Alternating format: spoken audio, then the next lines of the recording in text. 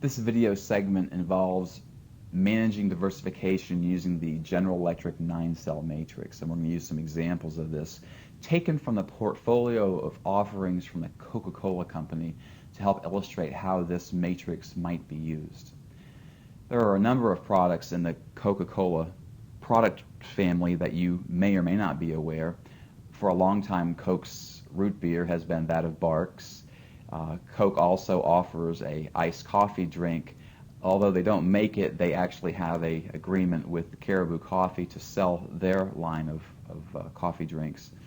Full Throttle is their mainstay entry into the energy drink market. Glaceau Vitamin Water has been around for a few years. They've owned High C products, Minute Maid juice products, and Nestea for quite some time. And in the last few years, they acquired a company called Odwalla, which makes smoothies, the more healthy type of offering. Now, these products can fall into any category according to the 9-cell matrix. As a backdrop on here, I'm going to show how the construction of this matrix takes place. You'll recall this from your reading as well. On the x-axis, we try to assess competitive strength of a business line or a business unit. And it could range from strong to weak, and it is dependent on a number of criteria, several of which might be subjectively determined. And then on the y-axis, the strategist looks at long-term industry attractiveness, which is also determined by a number of criteria, many of which are kind of subjective. So we try to determine whether or not the long-term industry attractiveness is high, medium, or low. And similarly, the competitive strength, we try to assess whether or not we are, or our product is, or our product line is, in a strong, average, or weak positioning. Now, as a backdrop behind this, and I'm not saying right now these products fall into any of these categories, the first three categories that I show in the blue cells here are that if a product is found to be in at least an average competitive strength position, or in a high to at least medium long-term industry attractiveness, that's kind of like saying the product is a star according to the Boston Consulting Group matrix that we looked at earlier. But in the context of the current matrix, these types of products that fall into these really good categories are prescribed grow and build strategies, and there's a subset of them that you've already seen, and we'll talk about in the next slide. Products that fall kind of more on the cusp of being a star are products like question marks in the context of the BCG group matrix. These products might be in a great industry, but they're weak in competitive strength. Conversely, they might have tremendous competitive strength, but might be an industry that has very low long-term attractiveness. So these are products that are kind of on the bubble. We're not really sure what to do with them. They have some promise, but we prescribe selective investment strategies for these types of question marks. And then the products that fall in the quadrant or the cells that are in not such good a shape, they may be dogs in the BCG group matrix setting. In this setting, they're products with either low competitive strength or products that have medium strength but are in a pretty low industry attractiveness mode. And for those products, we prescribe the strategies of harvest, of which there are 3. You also recall from your module reading that for grow and build strategies, these are pretty aggressive. You know, market development, product development or market penetration, integration in any direction, partnering activities such as through alliances and joint ventures. These are all pretty aggressive modes, and they apply to products that are in pretty good positioning, such as grow and build strategies are. The marginal products, the question marks that we have in a product portfolio, we recommend either further product development or possibly related diversification to strengthen the standing of this product and move it into more of a star category. And then the harvest strategies for the products that aren't in such a good competitive or industry positioning, we prescribe either complete divestiture, retrenchment, which is cost cutting, or perhaps to effect a turnaround strategy for. So there's three types of strategies, again, that fall under this GE 9-cell matrix. So let's take a look at Coke's product offerings and try to figure out where they might fit and see where Coke is going, or better stated, maybe where Coke has been, which would give us an idea of how this matrix could work. The first product we look at is traditional Coke. Coke is, or Coke Classic, is Coke's core brand, and it brings with it its core recognition. Where would you put Coke in this matrix? Well, if you think about it for a moment, and if we look at competitive strength, Coke is certainly not a weak player. In fact, Coke and Pepsi define their market. So at a minimum, they're strong to average players since they dominate that cola industry, traditional cola. So we could put them somewhere between strong and average, I suppose, and you could argue either way on that one, but it doesn't matter. It puts it up there in competitive strength. But what about industry attractiveness? And I suppose for the current conversation, let's just limit Coke to the United States. Now, what you probably know from prior conversations in this course is that cola is not a high growth industry. However, there's a great deal of cola consumption in the United States.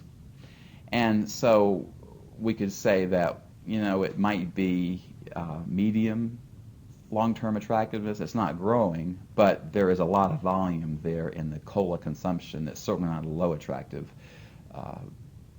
industry at all. So what we might say then that Coke falls into a grow and build strategy, regardless of your exact placement of this product, and it could be in a number of places. It's probably going to fall in one of these three cells, depending on the individual doing the analysis. And this is, again, conjecture on my part, but I think it fits into the correct form of strategies, which would be grow and build.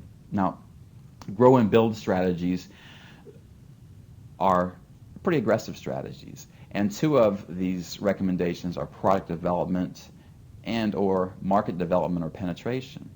And where Coke is going, I'm not exactly sure, but from where Coke has been, I have quite a bit of insight into that. Coke has undergone product development by offering different flavors of Coca-Cola. And here's a few. Actually, here's three. Coke Black has also come out in the last few years. It's been a success in certain parts of the U.S., not a success in other parts of the U.S., and clearly this is product development.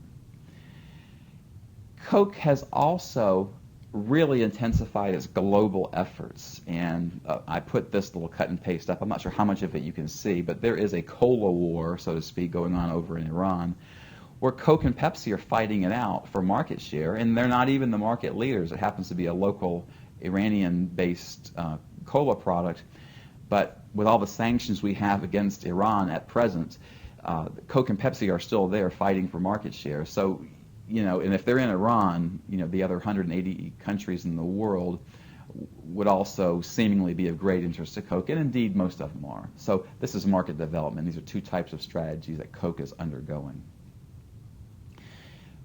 When you take a look at Coke's water, of course, that's the Dasani brand. Where would you put Dasani? Well, if you think about it, and again, let's start with competitive strength, there's a lot of bottled water out there. But I think that the mainstay waters, in terms of visibility through your convenience store or through your vending machine, which is closest to your office or wherever you're sitting right now, it's probably going to have Dasani, which is a Coke water, or an Aquafina water, which is a Pepsi water. These two companies are very large. These are their water offerings.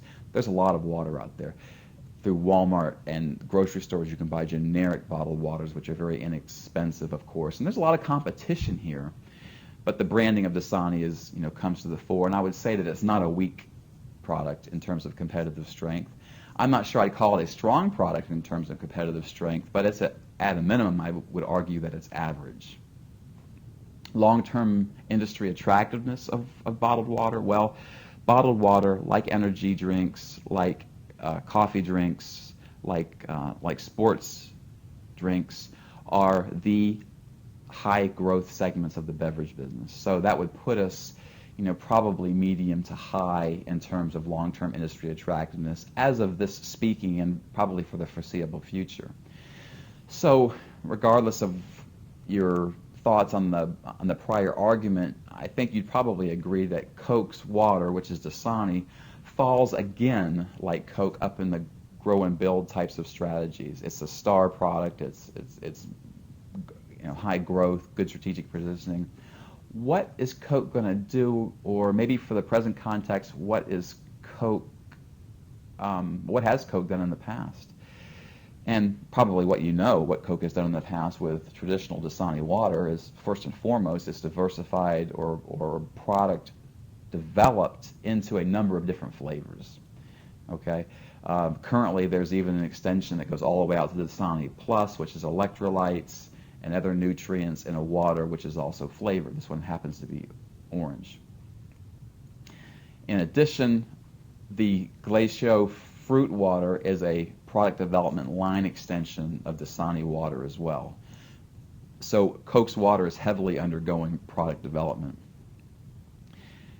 And then I show this slide as well because I couldn't fit the information on the prior slide. Strategic alliances is another type of growth strategy prescribed for products such as this.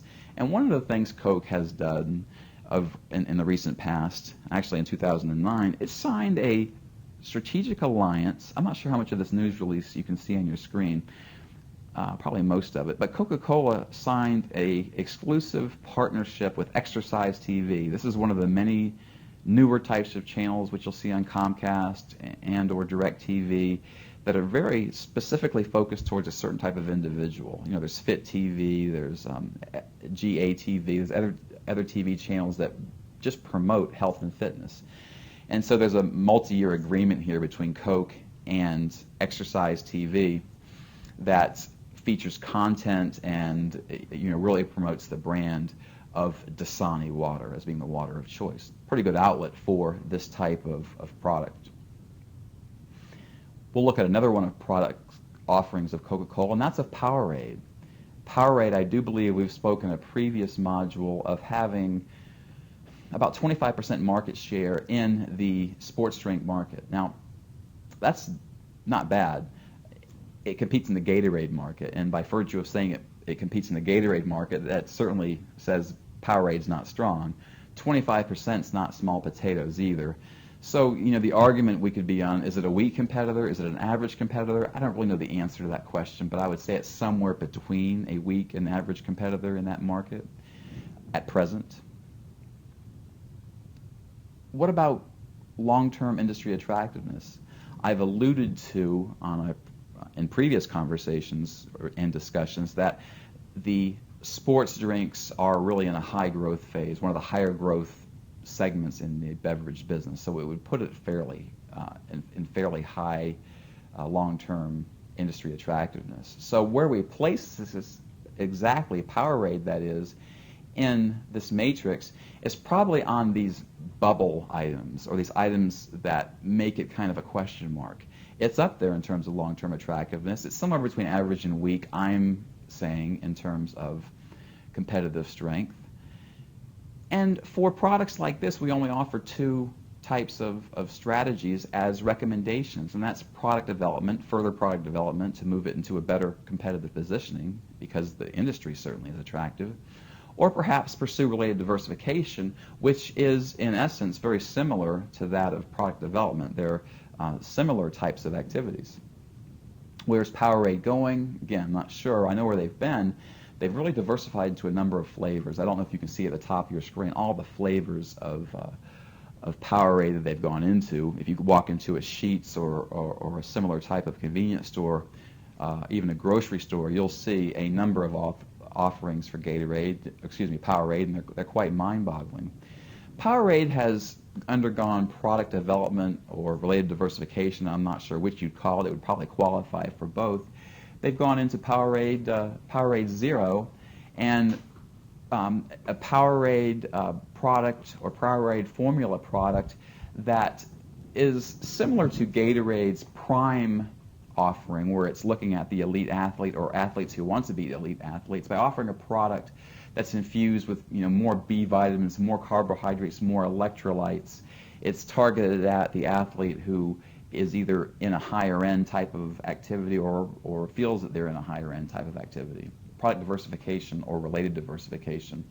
Related diversification would probably more apply to what Powerade has done several years ago, and they've gone actually diversified into bottled waters. That's simply what Option is. It's a very low-calorie, lightly flavored water. It's not a sports drink per se, which makes it a diversification away from water. So it's not product development, but certainly it's related diversification. So these are some of the activities that Powerade has done, and they've been fairly successful in their endeavors to date. Now we take a look at the last product we're going to examine in the context of Coca-Cola, and that is Mr. Pibb. And it's not called Mr. Pibb anymore. In fact, I think in 2001 they changed the name. It's now Pibb Xtra. And they changed the name, of course, to try to better position Pibb Xtra, because Pibb Xtra actually competes in a market that you could call the Dr. Pepper market. And if you call it the Dr. Pepper market, then clearly you would see that Mr. Pibb is not a strong player, because this market, and these are the only two drinks that are in this market to my knowledge, Mr. Pibb and Dr. Pepper. Mr. Pibb is a very weak player in comparison to Dr. Pepper. So I think on the competitive strength axis, we could see where, at best it's average, and more than likely it's weak, maybe it's somewhere between. Now, what you may or may not know is the long-term industry attractiveness of the Dr. Pepper market, and it's not a high-growth market. Like the cola business, it's not really going anywhere. It hasn't gone anywhere in some time. We've talked already about where the growth in the beverage industry is, and it's not in cola, and it's not in the Dr. Pepper market. So by virtue of my arguments therein, Mr. Pibb probably falls down here somewhere. You could call it a dog if you'd like, but that doesn't necessarily mean that Coke wants to get rid of them, and we'll talk about that right now. For Pibb Xtra, what to do? I don't know what Coke's going to do, or maybe we can guess what Coke is going to do based on what they've done in the past. Under harvest strategies, 3 different types of sub-strategies are offered. Divestiture, which would be selling off the entire product line to somebody else, like maybe Dr. Pepper if they'd want them. Retrench, which is of course to cut costs and try to milk it for every penny it's worth. And then the last strategy would be turnaround, which would be a very, very expensive endeavor and take a lot of effort, and it's possible. Coke has the resources to do that. So these are 3 plausible strategies, and Coke could undergo any of these. But let's examine what maybe they should do or have done. Well, they've had the opportunity to divest Coke for a long time. It's in the Dr. Pepper market. It's never fared all that well.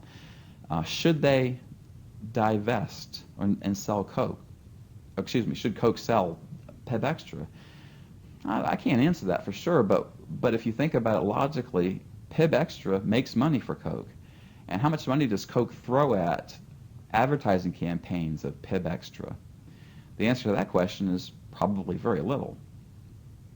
So, and also, a lot of beverages are sold through restaurants. And if a customer were to walk into a restaurant and want a Dr. Pepper type of product, if the vendor of choice in the restaurant was Coke, they've got Mr. Pibb. Should they not have a contract with the restaurant, not have a contract with Coke, maybe instead it's with Pepsi, well, they don't have the Mr. Pibb option, and Coke would not have the option of having a Pibb Xtra to round out its portfolio. What I'm trying to say in so many words is that Pibb Xtra kind of rounds out Coke's portfolio, because yes, they do have a pepper offering, even though it's not Dr. Pepper. So divestment, they could have done it a long time ago. They haven't, so I'm saying they probably shouldn't if they're making money on them and it rounds out their portfolio. How about turnaround? Turnaround strategies, as you know, is an effort to take a product that's not in a real good way, put massive amounts of money into it to enhance the product image and really bolster it up. It would take millions of dollars to do so, and Coke has the money and the cash reserves to do so. And so the question becomes, should Coke do this? Well, they haven't done it to date. Thinking or trying to second guess Coke, should they? Well, Probably not, would be my guess. Why? Because look at the industry that it's in. It's in the Dr. Pepper industry. That's kind of how we've defined it. How could Coke make that industry more attractive? Well, there are some ways it probably could, but if it made the industry more attractive, and it's primarily making the Dr. Pepper industry more attractive, and so Mr. Pibb would still be probably, or Pibb Xtra would still probably be a fairly weak player there. So my guess is Coke's not going to do that either. So the third possibility is that of retrenchment. Retrenchment, as you know, means cost cutting, streamlining operations in every way possible, trying to milk whatever cash reserves you can off that product to fund other products or other initiatives. And if you think about it, when's the last time you saw a major Pibb Xtra marketing campaign or other promotional campaign through one of the retail stores? I don't know about you, but I don't think I've seen very much activity in that area at all over the last 10 years. And so therefore, my feeling is that Coke is using Pibb Xtra in a retrenchment mode. They're cutting costs, which means they're not spending money on it. They're making money on it, and they're using that money in other areas of Coca-Cola's business portfolio.